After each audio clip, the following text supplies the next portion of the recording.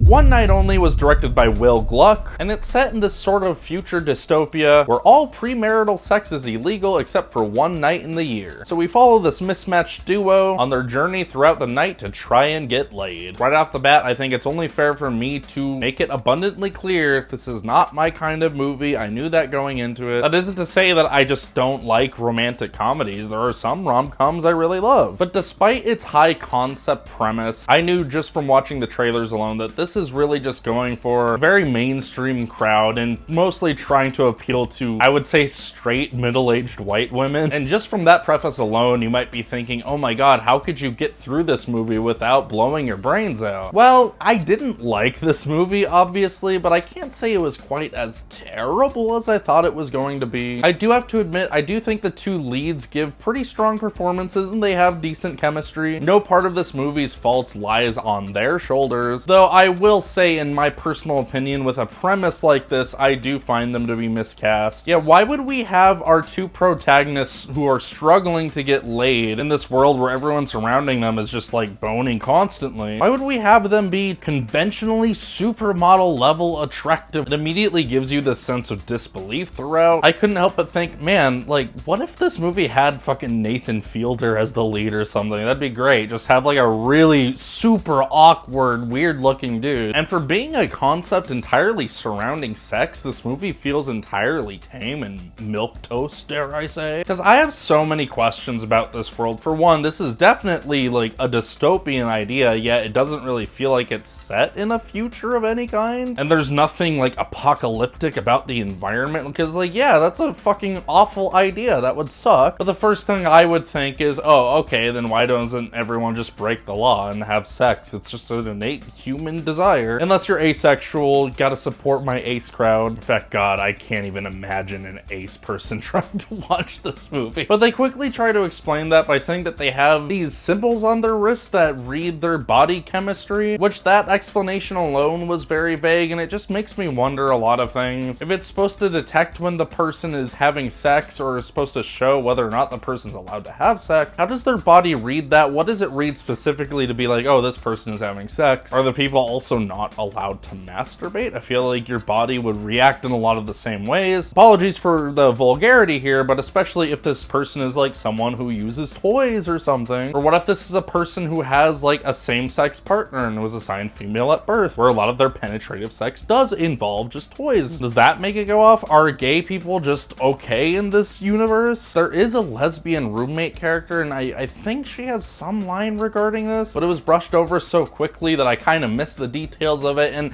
as a queer person, this is just all I'm thinking about watching the movie. And yeah, I know, you're not supposed to take it seriously. It's supposed to just be a dumb comedy. But when you have such a high concept like that and you don't take advantage of it creatively in any way, and instead just use it as the backdrop for this really lame, mediocre, formulaic rom-com where you know every single step of the story, is a bit disappointing. I feel like you could have done something kind of funny with this concept. I may have released slight snickers at points. There was one joke I thought was really funny, but it was just clearly done with ADR, so it didn't work for me. And regarding the implications of this dystopian future, the movie itself doesn't try to say anything regarding that. Like, this doesn't feel like it's done for any real satirical purposes. There might be a couple dialogue exchanges that think it's being satirical, making social commentary, but largely that's not what the story is about. I don't really consider it a spoiler to say by the end of the movie that is still an aspect of this universe. They don't try to resolve that or have that tie into the narrative itself. And yet the ending, it just tries to be like romantic and kind of sweet, but I just thought it was really lame and felt kind of phony from what my perspectives are on relationships. I think older, slightly more conservative, straight white people might enjoy this movie fine. I certainly heard an older couple laughing quite a bit, and I'm not even saying that with a complete negative connotation. I will say though, if you were to ask me, if you are a straight dude and your girlfriend is begging you to take her to see this movie,